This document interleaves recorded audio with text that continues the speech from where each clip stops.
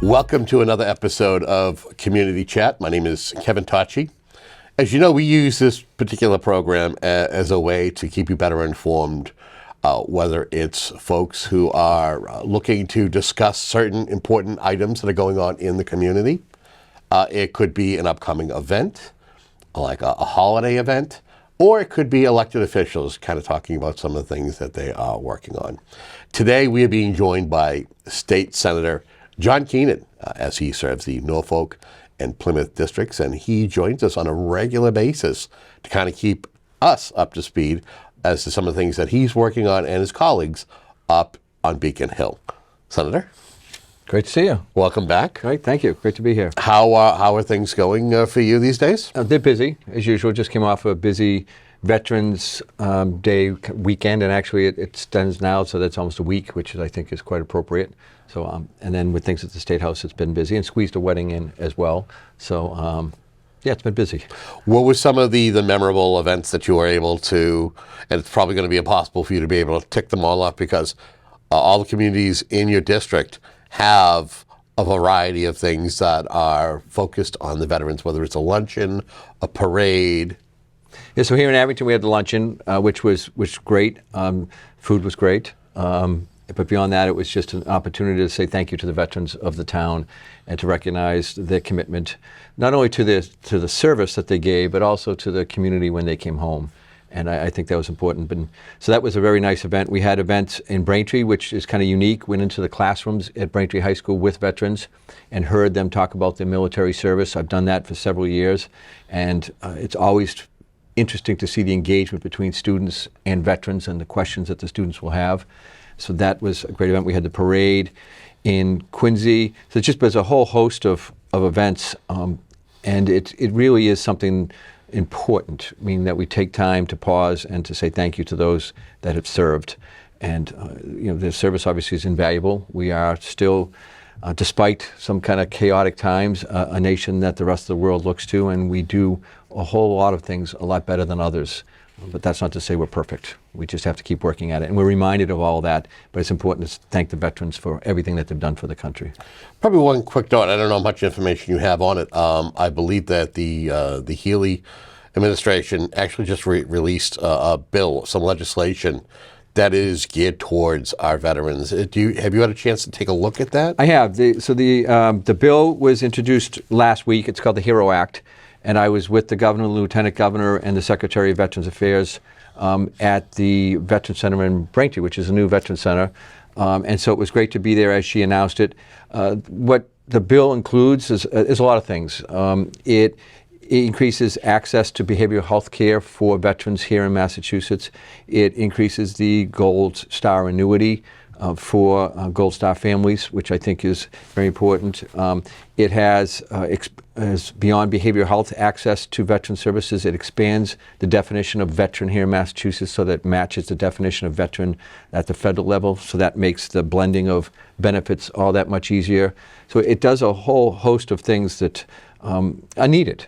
And when people come back from their service, there's a period of adjustment back to life in a community, and things such as just having a sense of if they had some sort of an operator's license or a trade license before and it expired. When they come back, what's the process for addressing that? And so over the years, we have put things in place to make all those types of things easier, and the HERO Act is just the next step in that. Okay, something to look forward to. Yes. You also have been traveling a bit. Talk to us a little bit about a recent trip down to our nation's capital. So a few weeks ago, we were contacted by the White House policy team. We're working on a bill relative to revenge porn, and we're looking at including an aspect relative to deep fakes, artificial intelligence, and how that can be used to harm people. And so a few weeks ago, the White House policy team reached out to us and expressed interest in the bill. And they can't take a position in favor or against, but they offered to be a resource for us. And they asked that we keep them informed about where the bill was going. As a result of that, I've got an invitation to go to the president's signing of the executive order relative to artificial intelligence. So I got to go down to the White House. I had a front row seat at the signing. I had a chance for a little conversation with the president, which was really, really interesting. It had nothing to do with the details of the artificial intelligence executive order. But he said, as he leaned into me, he said, if artificial intelligence could give me a head of hair like that, then I'm all for it, which I thought was quite funny. But it was really quite an experience to be able to walk into the White House to participate in something like that. Was, I've been there as a tourist, but to be there, it's pretty awe-inspiring. And I also had a chance to go to the memorials on a rainy night, so I was there all by myself.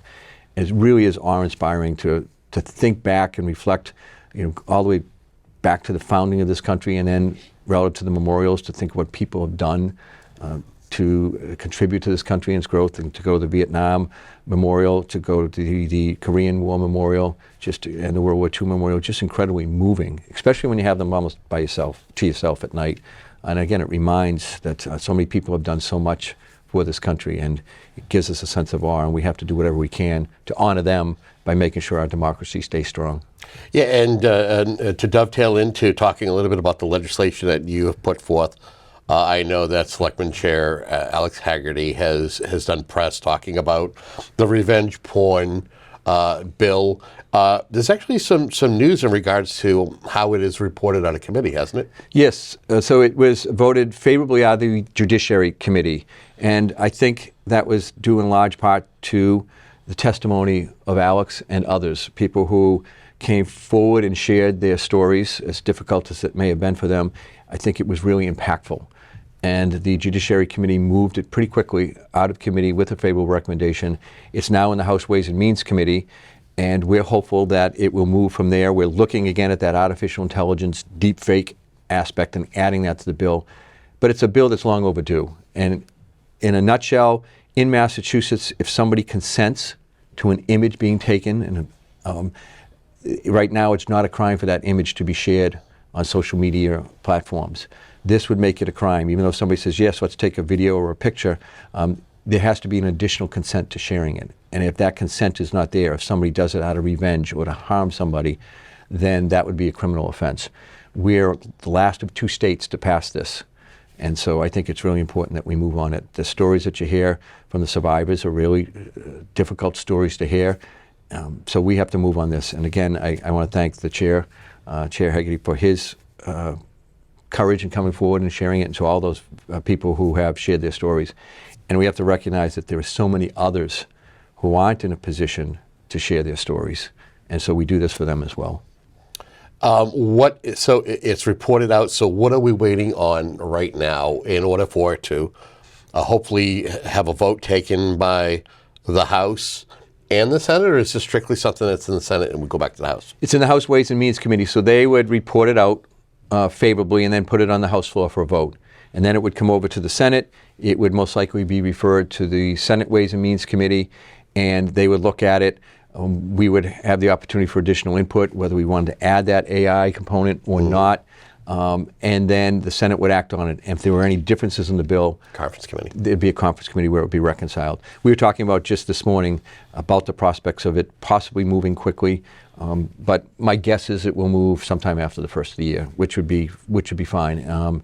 And we're excited about the prospects of it moving and getting it to the governor's desk. I mean, again, knowing that how some bills it takes, what is this the first time that this has been introduced? No, it's been introduced in the past. In fact, last session it passed the House unanimously on a roll call vote. A version passed the House on a roll call vote. It came over to the Senate, and at that point it really didn't have anybody pushing for it. And I saw this bill come over, and I started to get calls from people sharing their stories, and I said, we've got to take this bill and run with it. And so that's what we've done in the Senate. So we got it passed in the Senate on a voice vote at the end of session, and there wasn't time to form a conference committee and reconcile the differences. And so Rep. Roy in the House, who's been a great partner on this, he refiled, we filed on our side, and now the bill again is in House Ways and Means Committee. So no, this is the first half of the legislative session, and it's gotten to this point. This is great. Yes. Yeah, we're optimistic. Okay. Something we should do. Okay. Let's talk about passage of another bill, and that is the tax relief housing bill. Yeah, so we passed a pretty comprehensive tax bill a short while ago, and it addresses a whole lot of different things. A couple elements of it. It increases the senior tax circuit breaker for seniors who are renting or living in their homes. There's a circuit breaker program that allows them a deduction based on the cost of living there. That was increased. There were increases in deductions for the earned income tax credit. There was increase in deductions for families with dependent children or dependent adults. That was included in the legislation. There was a change to the estate tax to make our estate tax more competitive with other states. There was an increase in the rental deduction that's available to renters. There was a capital gains, short-term capital gains adjustment. So there was a whole lot of different things. I know I'm missing a few as I tick them off the top of my head, but those are some of the things that were in the bill. And so they will be apparent to people when they file their tax returns for calendar year 2023. If they have any questions, they should go online and check the governor's website that has some information about it, but also check with their tax preparer to make sure that they're getting the full benefit of the tax cuts. Okay. How about as far as the housing side of things? Was it anything that you can recall that was important? Because we know that there's a housing shortage in the Commonwealth. So one of the things that was in there was that we have a program called the Housing Development Incentive Program. And what it does is it provides funds to certain markets where the cost of producing a home, a unit, is greater than the market value. And that occurs in certain areas of the Commonwealth. And so in order to spur that development, the HDIP program was funded at a higher level. And then also it was funded with about $51 million that will clear the backlog of all the projects that are waiting there, permitted, but can't be built because there's that difference between cost of production and price of sale. And so this should move all those projects quickly to the point where they are being built and the housing is available. And most of those projects are in our gateway communities, near transportation centers. And so that's, we think, is a pretty quick way to get more housing on the market as soon as possible. It's not affordable housing, but it is housing that will become available sooner than what we had thought it ever would. And we've also been doing a lot in terms of just increasing our stock of affordable housing with various grant programs and tax incentives as well to developers, with the idea that we have to have all sorts of housing in order to solve the crisis. What's interesting, and I know this was a major initiative of this administration, is to increase the housing stock, but the one X factor that wasn't added in was the migrant situation. Yeah. You know, that we've got folks who are coming into the country and they're finding themselves into different parts of the U.S. And it so happens, I know recently there was a conversation that there was a cap that the state had imposed of 7,500 families, that's all that could be, that could be paid for, afforded, but that's been moved. Do you think when the governor, and again, this is more of a rhetorical question than like, what's your insight on this, that this was something that wasn't anticipated, the work that was put in regarding any housing legislation? Yes, it just literally kind of came out of nowhere. Right. The first time that we experienced it was when migrants were flown into Martha's Vineyard. Right. And then after that, we started to have people arriving at Logan Airport and arriving by bus from all across the country. And the cost is high. In fact, the governor has introduced a supplemental budget bill, which the legislature will probably take up this week, that provides some additional funding for that housing. We had been successful over the last several years of moving people under our emergency shelter program out of hotels and motels and into more permanent type housing or supportive housing, getting them out of the motels and hotels. With the economy being as it is, and mostly just the housing economy, because the economy overall is doing pretty well, but in terms of housing prices, we found that there were a lot of Massachusetts residents that couldn't find first, last, and security deposit, or were facing very large rental increases. It's costly. And they were finding themselves without housing.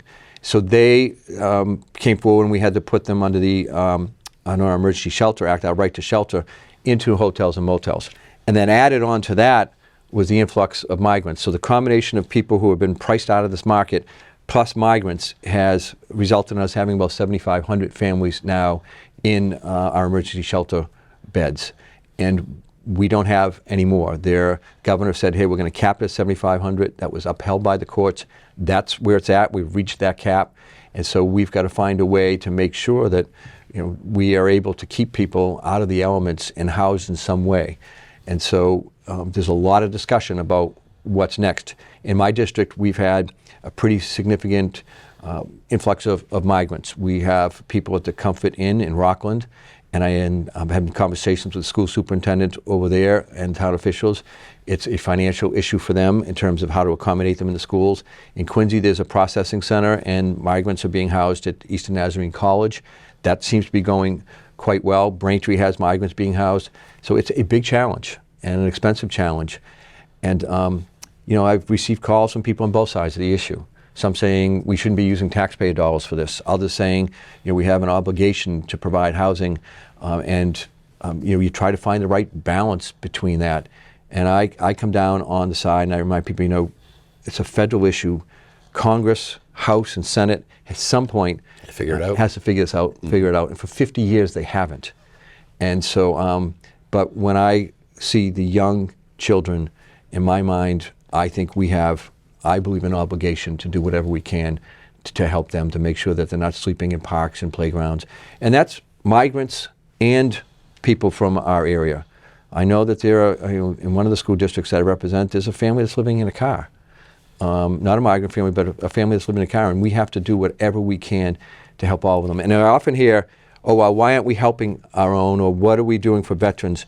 And we have a $56 billion budget where we provide all sorts of services for veterans and housing for veterans and for other people who are struggling. And so we're just trying to find that right balance of doing what we can for people. Let's shift our focus to another piece of legislation that has just been voted out of the House. I know there's a little bit of controversy to it.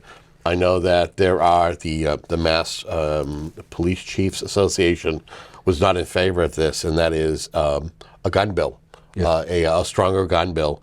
And my understanding is this is something that's going to be taken up by the Senate. What are you hearing, and what are your thoughts in regards to this piece of legislation? Similar to the migrant situation, we hear from people on both sides of the issue, those that want to have additional gun safety laws in place and those that believe that what we have in place is strong enough. We are recognized across the country as having very strong gun laws. Right now, in terms of the Senate is aware of the House bill, but the Senate is in the process of crafting its own bill. I've met with Majority Leader Cream and Chair Timilty on the legislation, giving them some thoughts of mine as to what I would like to see included.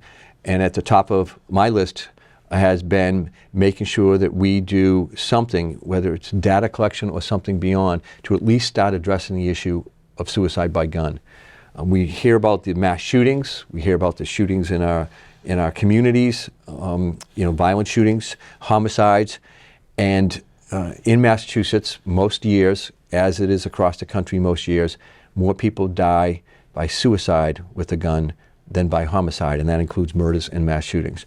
And it never gets talked about. So I have expressed my position that we have to start addressing that. And if that means data collection to inform us to make policy, that's what we should be doing. I tried this in 2014, and the gun lobby pushed back very strongly. They don't want that suicide data gathered. I think it's really important that if somebody harms themselves or kills themselves with a gun, that we know as much as we can about that situation. Were they licensed? Was it a family member's gun? Did they get the gun somewhere else? Where did they get it? What type of gun was used? To help us form policy to address this terrible issue of suicide by gun. On top of that, I expressed to the leader that we should make sure that our gun laws that are in place are enforced. I used the example of the New England Patriots player who tried to board a plane with a duffel bag full of guns. As far as I know, nothing really has happened to him. And so we have these laws in place that we should be enforcing. And then, there are other issues about the red flag law, which I was involved in drafting when it came before the Senate a few years ago, along with Senator Tarr and Senator Cream and others. Perhaps expanding the number of people that can file under the red flag law to make sure that we're getting to people who shouldn't have guns. And the situation up in Lewiston kind of highlighted that. There was a situation where somebody had a gun, and a lot of people knew and felt that that person shouldn't have had a gun. And yet he was able to have a gun and did what he did. And there's always talk about where does mental health come into all this, and that laws hurt law-abiding gun owners, and we have to make sure that that's not the case. But I remind people that this gentleman, up until the time that he killed 18 people, was a law-abiding citizen. And so we have to recognize that there's a need to do a better job in figuring out how to keep guns out of the hands of people who might harm themselves or harm others. We really have to focus on that. What is the law when it comes to being able to get a license to carry or an FID card? I mean, would it be more beneficial? You're talking about mental health. That's kind of big these days. And a lot of times when we see mass shootings, I think a majority of times it has been found out that the individual was in peril, was having issues. Would it be better to, and again, another rhetorical question, to have it where maybe there's some kind of a check-in period? If you are a gun owner, maybe you have to have some kind of a sit-down with, maybe, and again, this is going to stress any particular community or a police department. They may have to do these checks, but maybe if it's like, a driver's license, you got to renew every so often. Maybe you got to renew your gun license and maybe have some kind of a mental health check that's a component to your renewal. Yeah, so right now the gun licenses and renewal have to be renewed every 6 years. And it's interesting, here's one of the things that I've been told is an issue, and I had a license to carry and went through the process. When you fill out an application, they ask whether you've received any inpatient treatment for mental health. And if you answer yes, then obviously there's more scrutiny on whether you should have a weapon. And what we don't get to is the person who hasn't received treatment and maybe is able to get through the process of getting a license without anybody really noticing that there's a significant mental health problem. And yet maybe neighbors or acquaintances might tell you that person shouldn't have a gun, but they may not know as the person goes through the process. So it's really balancing the right of an individual to some degree of privacy and with the Second Amendment right to have a gun. It's really complicated, and I don't know, and it's interesting, I don't know how we do a better job of that other than increasing red flag and making the process such that there's a better chance that something like that will be noticed. But it's I don't know the answer to it. It's an interesting observation. It's something we'll have to kind of keep an eye on as it heads to the Senate and the discussions that will be had in regards to it. Let's talk a little bit about the MBTA. The MBTA is something that is, if you're somebody who commutes using the commuter rail, depending on if you're going into Boston, if you're going to be in and around Boston, I know that there's been issues.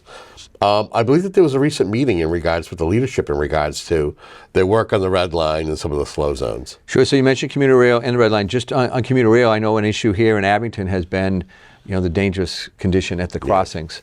And I know Abington was very frustrated whenever there was an incident with the MBTA's response to the tragic incidents, people getting killed at the crossings. And so we worked with town officials in getting the MBTA to the table with their new safety officer to meet with town officials. And as a result, there has been some progress in making those crossings safer. There's been new striping, there's been signage, there's been educational outreach. More of that has to continue, but for the first time in a long time, the MBTA was responsive on that issue to the town of Abington. And so we were thrilled that the town officials were able to have that meeting with them and to be there and to participate in it, and it's something that we're going to continue to work on. In terms of the red line, I ride the red line pretty regularly, and it has improved a little bit. The number of slow zones, though, has increased. My sense is, as a rider, that they're moving a little bit more quickly through the slow zones than in the past, but still slowly. And it's added about 20 minutes to the commute. In my case, it's still faster to take the red line with that 20 minutes than it is to drive 10 miles from my house to the State House. Right. And so, we just recently had a meeting with the general manager of the T, and then it was publicly announced that they will be doing closures or shutdowns on the red line, the green line, the orange line, all lines over the course of the next 14 months, with the goal being to eliminate all slow zones. They shut down the Ashmont branch of the red line for a period, a short period, and they were able to get done during that period of time work that would have taken them nearly 2 years if they did it overnight. I've been on site and watched the work that's done to repair a slow zone. It's very tedious. It involves basically testing, raising the track with a machine, testing the rails themselves and the ties underneath, removing the ties if they have to, compacting things, replacing the ties. And if you operate on a normal schedule, meaning when the red line happens to be closed from 1 o'clock to say 5 o'clock in the morning, you can't get really much done. So then they went from 9 to 5. And even that is difficult to get done. And having seen the process, I can understand why. And so the full closure will allow them a better opportunity to address this more quickly. The goal is to follow the success of the Ashmont repairs, to do this across the system, and to have in 14 months all slow zones addressed. The sense I get from the Ashmont line is that is at full speed. And so it'll be nice to have the rest of the red line at full speed, as well as green, orange, and blue lines. Okay. Let's talk a little bit about daylight savings. We just recently we just went through, the fallback process here. Right. I believe that you're part of a piece of legislation that actually just went to the Joint Committee on State Administration and Regulatory Oversight. And I guess the idea is to remove daylight savings. Is that accurate? It would be to extend daylight savings. It would be to actually put the Commonwealth in the Atlantic time zone, which would mean it would basically stay in the daylight savings time. It's the equivalent of staying in daylight savings time year round. The idea was brought to us by a constituent who had done a lot of research. So I said, sure, we'll file the bill. It'll prompt some discussion. He shared the data and the science with people, showing that every time you fall back or spring ahead, it has an impact on worker safety, driver safety. And it's really quite interesting to see the stats. You never think of it, but the stats are there, and it shows that this does create issues. And so the legislation was filed, and twice a year it gets a fair amount of attention, spring and in fall. And it did make its way into an economic development bill at one point. And it called for a study and further study about implementing it. It would have to be implemented in conjunction with other states signing on and doing the same thing, so that Massachusetts just wouldn't be an outlier. It prompts discussion about school start times, which many people believe are too early anyway for students and for children, and not conducive to best learning in the morning. Moving those later in the morning, and that would, when it gets darker earlier in the fall and the winter, for instance, in the morning it stays darker, that might be a way to address those issues. So it prompts a lot of discussion, but ultimately there's a sense that it has to be addressed at the federal level. But as Massachusetts moves this forward, it is gaining national attention, and our representatives in Washington have looked at it. Senator Markey, I know, has looked at it and said, this is something that we really should look at up and down the whole East Coast. So yeah, it's worth noting that I think I meant to say the idea was to remove the idea of having to change your clocks, right? Whether it's, exactly. Move them back or move them forward. Any thought as to whether this is something that could be voted on or enacted during this legislative session, or is this just getting the ball rolling so the conversation is heard? Yeah, I never say yes or no to whether something could pass in the legislature, because oftentimes they come out of nowhere. Yep. So, this could pop, and it could make its way to the floor, and all of a sudden pass. I don't think it will. I think, again, there's a general sense that maybe it has to be addressed at the federal level. There's some funky time zones out there. Having driven from dropping my son off school up in Milwaukee down to visit another son in Nashville, I pretty much drove in a straight line south. Yeah. And at one point, there's a cutout on a time zone, and you see your clock one way, and then you see the clock skip back, and yet you're heading north to south. So there's a lot of interesting lines drawn relative to time zone. So it's not, we wouldn't be without precedent to change it. We do it several months of the year. So the idea would be to extend it for another 3 or 4 months. So Okay, we'll see. something to definitely keep in mind.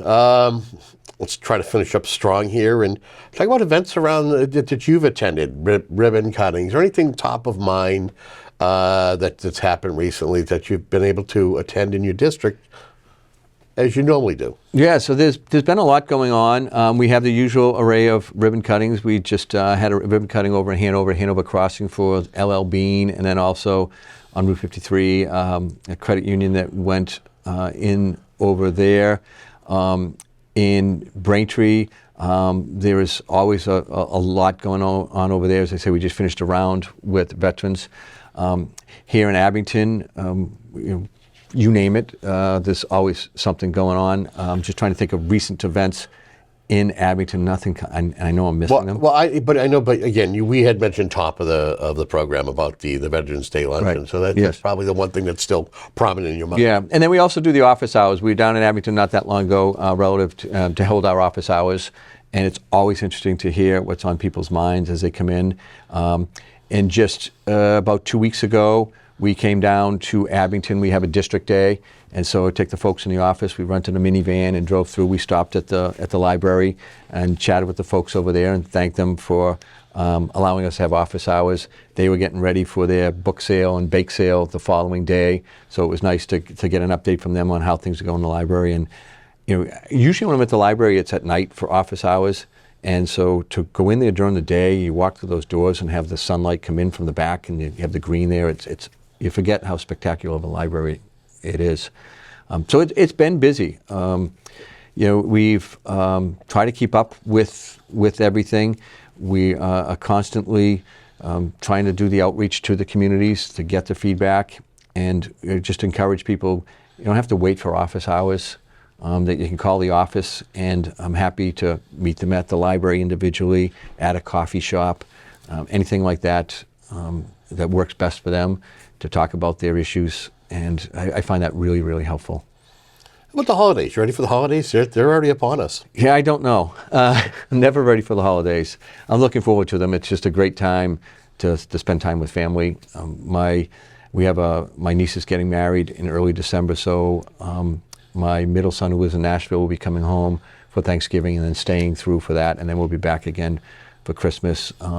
My oldest son got engaged, so our family is growing in that respect, with getting to know Christina's family. So I'm really looking forward to it. It's just a nice time to step back and enjoy and appreciate, really appreciate what we have, and we're so fortunate. And it really does come down to family. My mother's 89 years old, and she went to my nephew's wedding, who got married just 2 weeks ago. And to see her with all her 20 grandchildren and her great-grandchildren and her son-in-laws and daughter-in-laws and her children, and to see her up there at 89 doing a little dance on the floor, it's you realize those are the things that matter the most. It's really nice. Well, we want to thank you for coming, always making yourself available to share some of the things that are going on, whether it's something that you were directly involved with, the things that your colleagues are working on up at the State House. We thank you for your time and your patience to come on down and talk on camera. All right, thank you. It's always great to be here. And again, anybody can reach out to us at 617-722-1494 or john.keenan@MASenate, and happy to talk on the phone or in person, whatever works for people. And we want to thank you for tuning into a program like Community Chat. If you have an idea for a guest, hey, maybe you might want to be a guest host for this particular program, you can send us an email, info@abingtoncam.tv. Until our next conversation, have yourself a great day.